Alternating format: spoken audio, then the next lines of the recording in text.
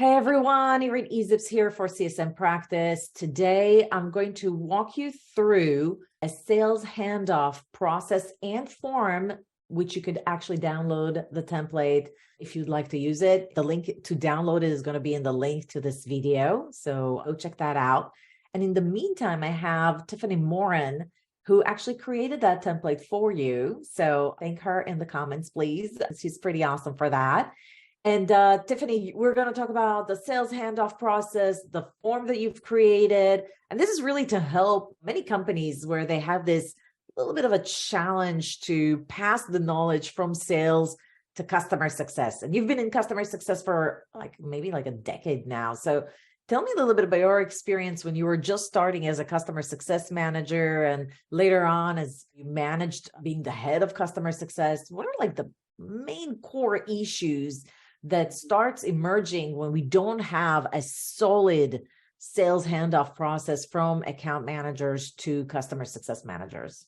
Yeah, so I think this is one of the bigger problems that faces the account team is making sure that there's clear expectations after the deal is closed in terms of not just the things in the contract, like what the customer purchased, but ultimately, what are the customer expectations? What are their outcomes? How are they going to be successful with your product and solution? And also, why did they purchase? What were the competitive differentiators? Is it a certain use case? Is it a certain integration? To make sure that the account teams are really focusing on, hey, we have all of the information that we need to make the customer successful as fast as possible. Well, I see a number of issues. First of all, great examples of information that actually customer success managers need to really nail the kickoff and the welcome call. Yeah. I would say the main reason they don't share it, I could think of a couple of reasons why salespeople don't share that information. First could be that the sales process is so fast. Yeah. That they didn't even ask, or they weren't coached on how to do consultative selling. And so again, they don't even know it themselves. Secondly, they're so specific around getting the deal closed and then jumping onto the next. Let's say there's a lot of transactions of new deals per month. They don't want to take the time to start documenting everything and writing things up. And they're not being motivated about it either. So those are a couple of things that bubble up for me as to why salespeople don't really do a proper handoff to customer success managers. Can you think about any other sources of issues? Why isn't it done properly? Yeah, and I think there's a third there where the use cases maybe in the pre-sales process were different. Perhaps the buyer was different than the end user. And so you have that natural gap. And so the sales handoff can help improve whatever that natural gap is. But I'd say that's the third where the use case, why they purchase may have been different once you actually get to the end user of the technology. Right. And maybe a fourth one is, while we're bantering on this, is that you don't have a process. Right. Maybe you just grew up from being a very small company to now a high growth company with 50, 75 employees, 20 people in your sales team versus before you just had one or two or three of them. Everybody were in the office. You used to be just go across the corridor and just ask somebody about it. And now your company's too big. They went remote and that knowledge transfer just doesn't happen in the corridor or in the kitchen. It has to happen more formally, but you have never taken the time to create that form or to create that process. And even if you did, if you don't embed it in a software or as part of there's no incentive for the sales rep to actually fill it out. I'd say that's probably one of the bigger reasons why, even if sales handoffs are happening, they happen very inconsistently. And it's that lack of incentives. Sometimes the sales team is involved in the post-sales process. Sometimes they're involved in the renewals. Sometimes they're responsible for expansion. That's not always the case at every organization. Sometimes it may be different. Sometimes it's, hey, I'm selling a deal, and then the account manager, the CSM, they ultimately handle it afterwards. And so creating incentives to make sure that the customer is going to be successful in the post-sales process from a sales perspective is important. Yeah. All right. So first and foremost, I kind of want to look into what are your recommendations around how the sales handoff process should look like. And then we'll talk about how do we mitigate the risk of, even if we have one set up, like from not happening. So how do we handle change management? So, but first and foremost, for those of you who don't even have a process in place or kind of want to see what best practices look like, let's go through the process and the form. Sure. And so what's great about the form is it is easy to use, self-service. You could start using it right away. It's generally standard to most software companies, despite whatever intricacy of solutions that you may have. In terms of the process, that's the more difficult part. And based on my experience, it is best practice to start sometimes even in the pre-sale process. You want to sell the customer on the fact that you have a built-out customer success team that, hey, you're going to get exactly what we told you you'd get. And by the way, here is our awesome customer success manager who's going to walk you through every step of the process with our product or solution. So like aligning expectations. Exactly. Around why do I want this information and coaching your sales teams on getting that information. And that could be like a really nice differentiator for your company. So if they're on both, like they're weighing in between two different companies, your company can just win based on that statement alone. Exactly. And it helps coach the sales team to ask the right types of questions. How do you define success? Really obtaining some of the baseline understanding of a success plan before the customer becomes a customer. All right. So first of all, you need to ask yourself, my sales guys are going to fill out this form. Do we have a sales process that actually supports them getting that information? And how do we hold them accountable for getting that information as part of the sales process? Really think, what would that do for my company? What is the impact on our closure rate, on our retention rate, if we actually started the customer experience right at the beginning in the right manner? All right, so let's say the sales process is fixed and that the salespeople actually do get that information. What should we do about it next? The deal is closed, one?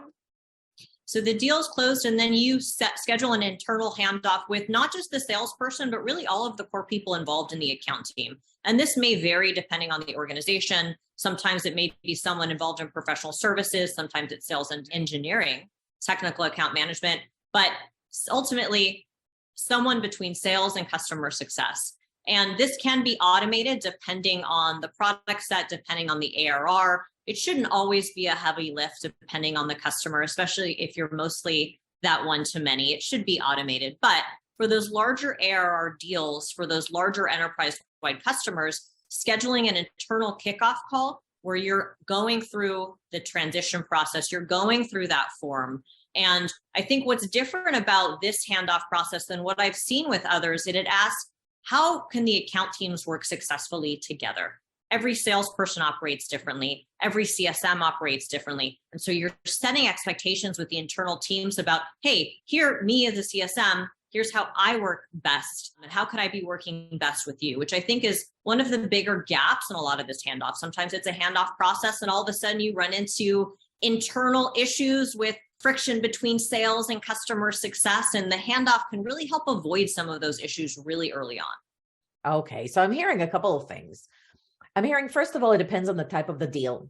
Is it a large deal or a very small deal? Obviously, there's going to be some companies where they mainly close very large deals that are going to be handled through a high touch motion. And so we have a process for that. But if it's a very small deal, we should consider doing some automation. So let's start with the high touch and then talk about the automation. Suppose it's a very large deal. There were multiple people involved in the sales cycle, not just the sales rep, obviously. The deal is closed won in Salesforce. What happens then? Do the CSM gets assigned? Sometimes that takes a week or two, by the way, from the moment that the deal was closed. And okay, I'm a CSM, I got the assignment. And then so my next step is to just reach out, find out who was involved, reach out to them and find a time for us all to meet and share whatever we knew about that. And then you'll use the form to guide that conversation and fill out the form together during the call.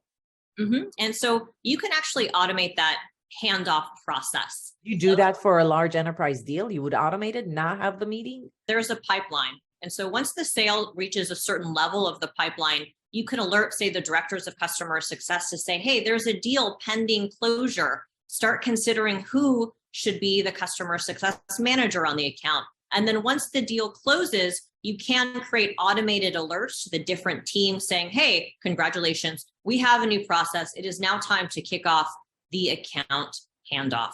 And so that's one way, regardless of the size of the organization, that you can automate that process, at least in Salesforce.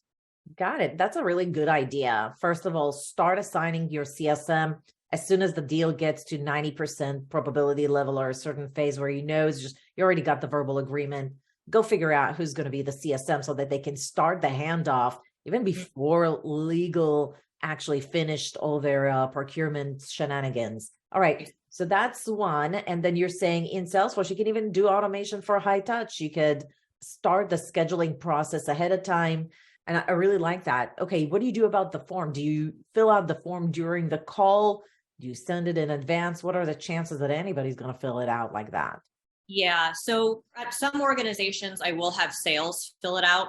In most organizations, the customer success team, what are the first things that you do when you get a customer? You try to understand, what did the customer purchase? Are there any specific timelines that I have to consider? Are there any specific unique contract languages, like a termination for convenience, that I should know about? And so a lot of those things, you're doing research about the account before you even dig in and introduce yourself to the customer. And so you're using all of that information as a baseline to fill out that form. And that way, when you meet with sales, you come prepared with, hey, this is everything I know about the account. Tell me more. Got it. I like that. I like that a lot. So essentially, you're using the form that you created to not just say, hey, Mr. Sales Guy, give me all the information about the account, but this is your due diligence form. And so you could, as a CSM, not have a huge dependency on everybody that were involved, but actually try to see, what can I understand about the account by doing some LinkedIn search, by looking at them online, and then come to the sales rep and say, well, these are my gaps. Can you help me out? Exactly. I think you're going to get a lot more respect from the account manager if you've done some due diligence, looking at the Salesforce opportunity, the notes, the emails, and kind of like dedicated maybe like an hour for it, like before you jump on the call and say, okay, these are my clarification questions. I think you're going to get a completely different approach if you did that as a CSM. Because then you jump in even before you've gotten the account as a thought leader in the account, and you could validate what you know. Yes, exactly. I really like that. I think that's very thoughtful. All right. Do you see any challenges in booking the meeting? Do you need to book that handoff call before actually meeting with the client for the first time? It is best practice to book it before meeting with the client, because then it gives you everything that you need to know about the client before stepping on with them. The customer wants to make sure that, hey, it's the handoff. You should know what my timelines are. You should know what my deliverables are. I told the salesperson, why don't you know this information? So if you meet with the account teams, you could obtain that information, and the customer is not frustrated having to repeat what they told sales on a call. You already know it via the sales handoff. Love that. Okay, so this is the process for very large deals. Mm-hmm. Many companies have similar issues around, doing the handoff to CSMs, because they do offer a personalized approach, maybe during the onboarding and the go live. And then maybe after that, it goes into like more of a tech touch motion. So there should be some sort of a handoff to the CSM and alignment of expectations from sales as well, if the call is actually personal. So if I have a lot of small accounts, a very long tail type of cohort of clients, what other automations have you seen to really facilitate that knowledge transfer? Yeah. So especially as you get into the smaller ARR, more self-service product lines, you can actually automate the entire sales handoff process. And I'll tell you how I've done it when working earlier on in my career on more of that tech touch model. So I did create fields in Salesforce, what were their success metrics? What were their use cases? And those fields were required in order for sales to not just close the deal, but I'd have to validate that they were filled out accurately in order for the salesperson to get commission on the deal. Yes, that is a little bit risque to say, but having worked with the CEO of that company to really focus on some of that change management to get the sales teams to stop thinking about the transactional sale and, hey, this is a long-term relationship despite the transactional nature of the initial deal. It helped a lot, but really you can automate it. It does take top-down change management, however. Totally. Another aspect of adding these type of fields that really kind of shed light on the type of customer we're going to get, the type of use cases they want, even like the systems that they would wish to integrate with.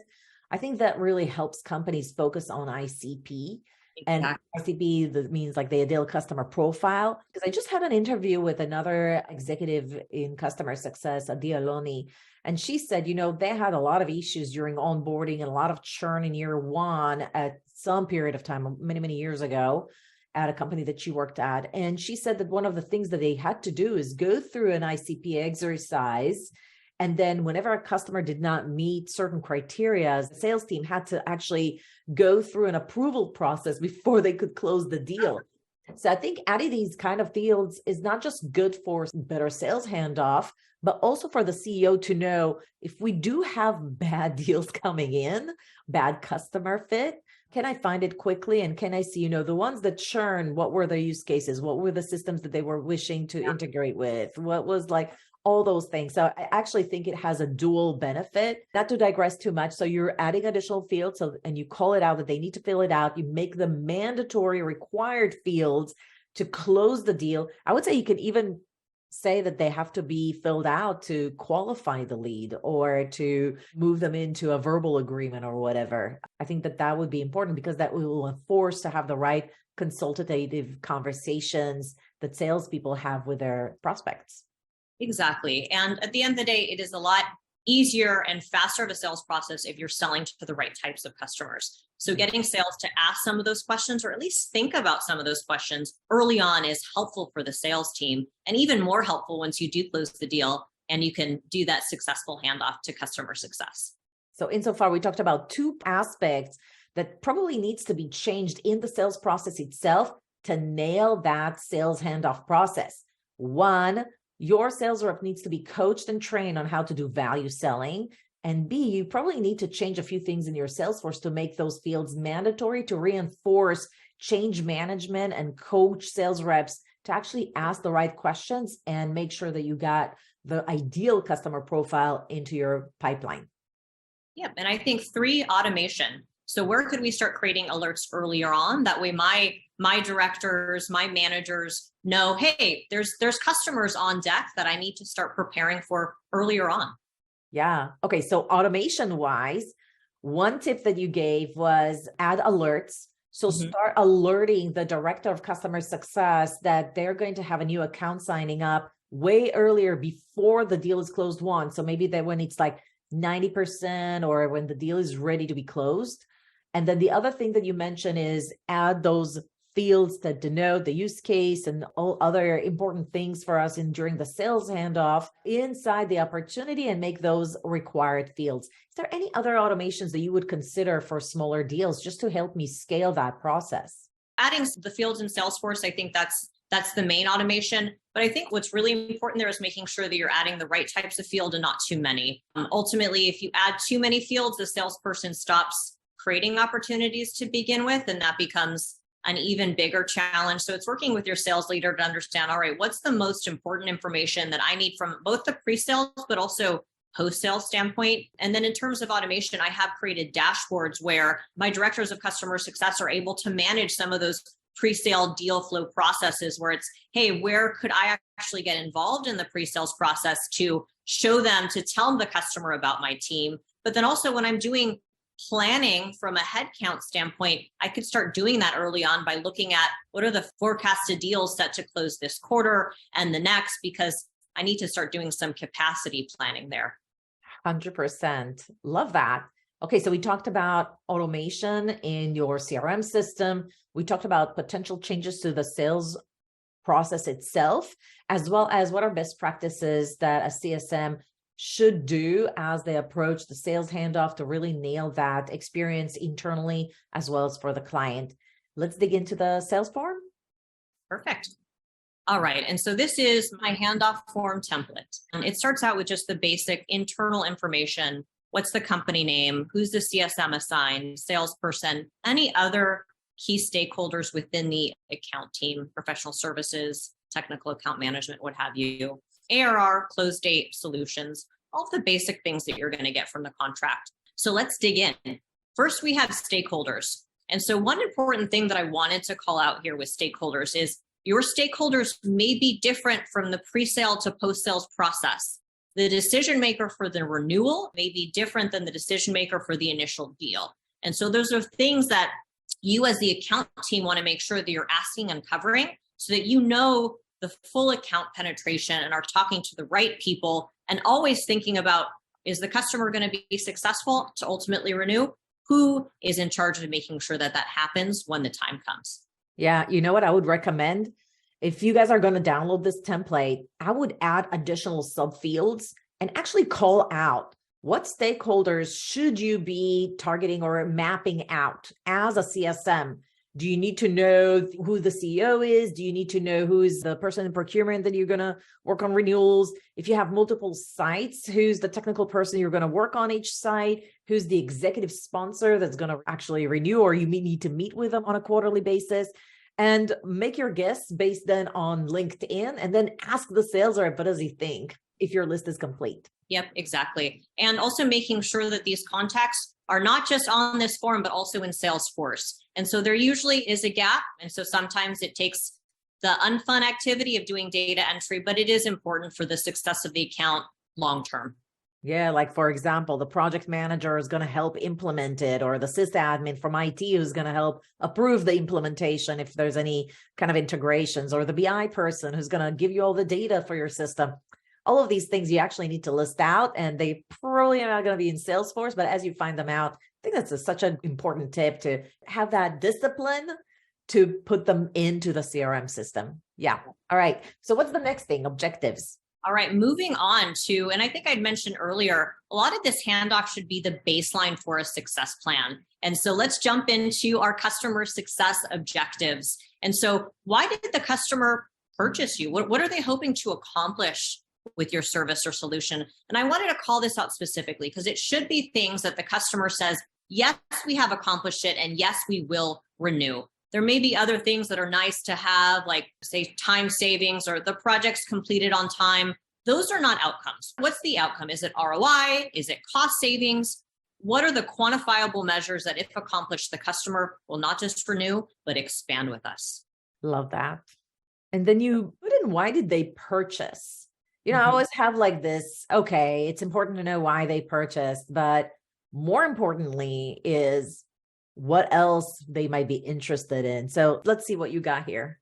Yeah. So obviously everyone has competition, but there are very specific reasons outside of I'm going to accomplish X objective in terms of why they chose you. Maybe you have a very specific integration that a competitor does not have. Those are important things for the account teams to know because, if that's the case, I have to make sure that we're setting up that integration rather quickly so that by the time they renew and that competitor perhaps has that feature, they're already finding success, they're already seeing value, or perhaps there's a certain use case more specifically that the customer is hoping to accomplish, and you can make sure you're focused on that. A lot of these things are not things that you may see within the contract, but the salesperson should know that, and then you're calling it out because ultimately these are the drivers to why the deal closed, why they chose you over a competitor. Love that. I mean, this is perfect. Personally, I would have split it into two. I would have split one. What are the key differentiators that they really liked and we want to implement? Boom. And then make a pick list, like a list of all those features, and have the sales rep or yourself kind of check those that apply. And then the other one would be, what are the business use cases that they're looking to implement? And then again, you can actually make a list of all the major use cases that customers typically opt into, and then leave a room for other, just in case they had something unique, which should be, by the way, typically a very red flag, unless it's aligned with your company's go-to-market and they're like one of your betas. I love how you did it. And I really appreciate the examples you have on the right-hand side. So if somebody doesn't really understand what you meant by it, you're kind of calling this out. Yeah, because some people may think, well, they purchased to accomplish their objectives, but there's always the need behind the need, the something behind the objectives. This make sure you're calling it out more specifically in the handoff process. Yeah, love that. All right, moving on here.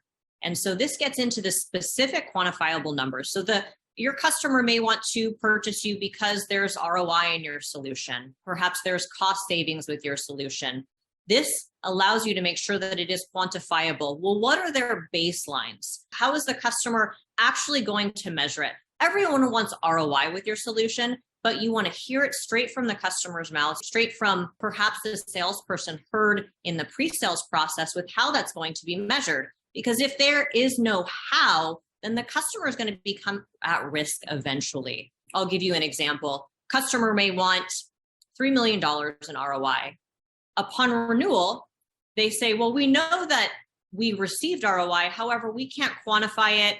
My CFO needs me to cut budgets. And since I can't really prove that you saved me ROI, we're not going to renew with you.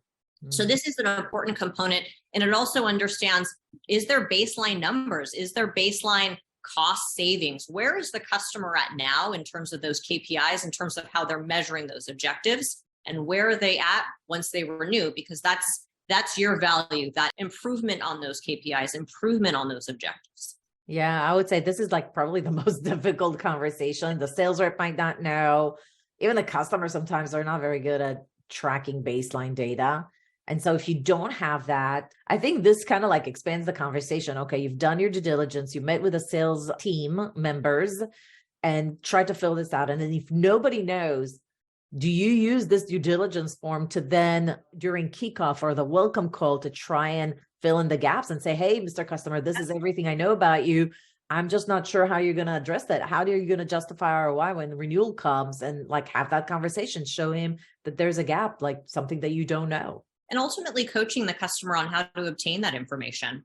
I know at past companies where, hey, in order for us to measure baseline, we need to perhaps set up a certain integration with Adobe, or you name the software tool that needs to happen in order for you to measure that success. And those are things that, hey, when we onboard, we have to start thinking about what needs to happen for us to really measure this. And sometimes it does increase the onboarding process, but hey, it secures a renewal long-term.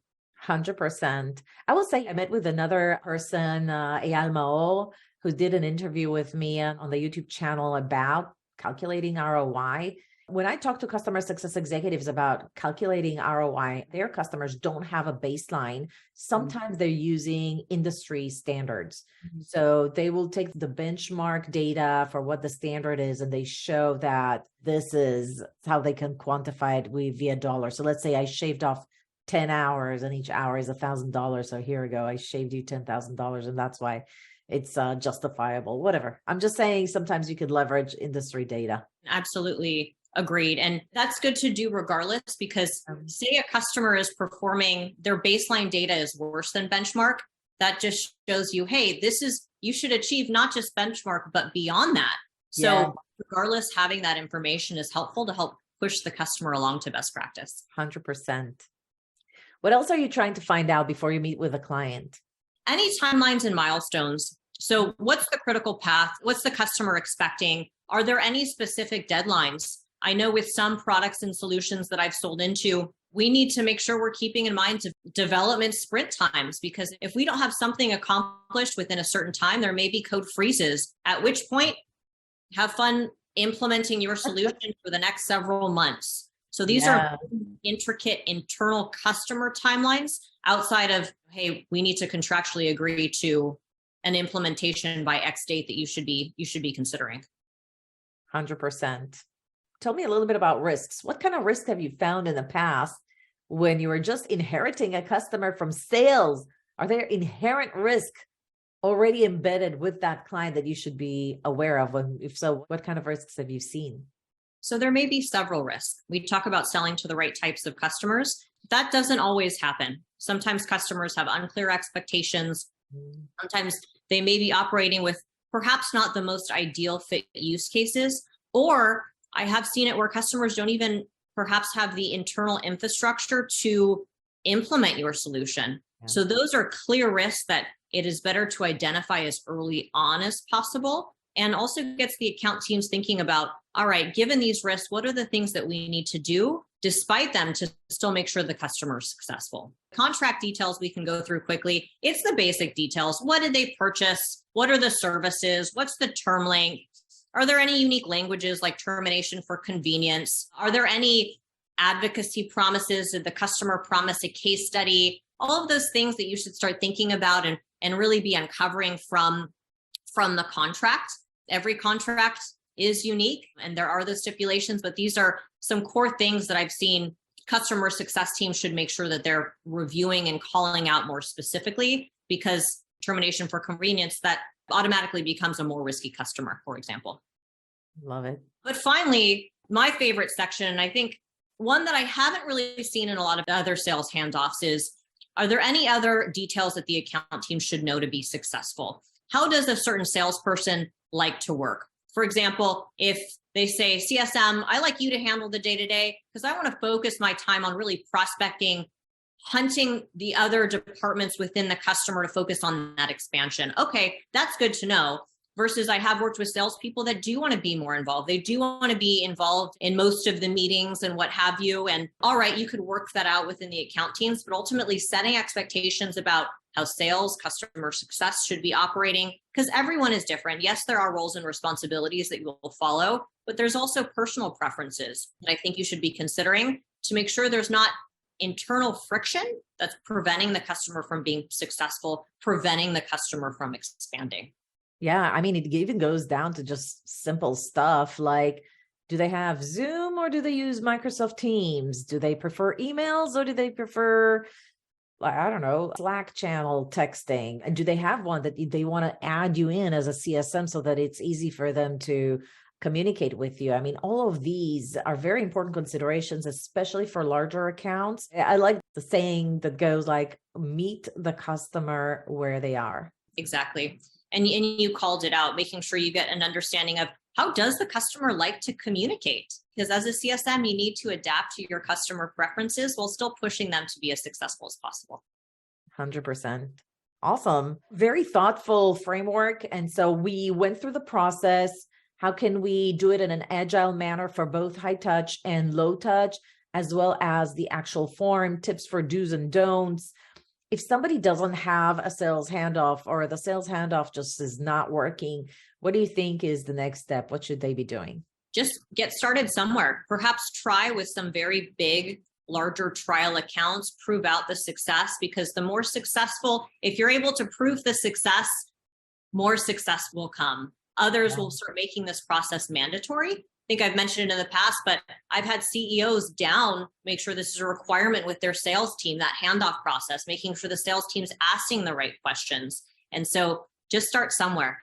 Awesome. Well, I think this is very educational for anybody that's like, all right, why isn't my sales handoff not working? And what can I improve in my sales handoff or automate or scale it? So very productive conversation, probably one of my favorites for the month.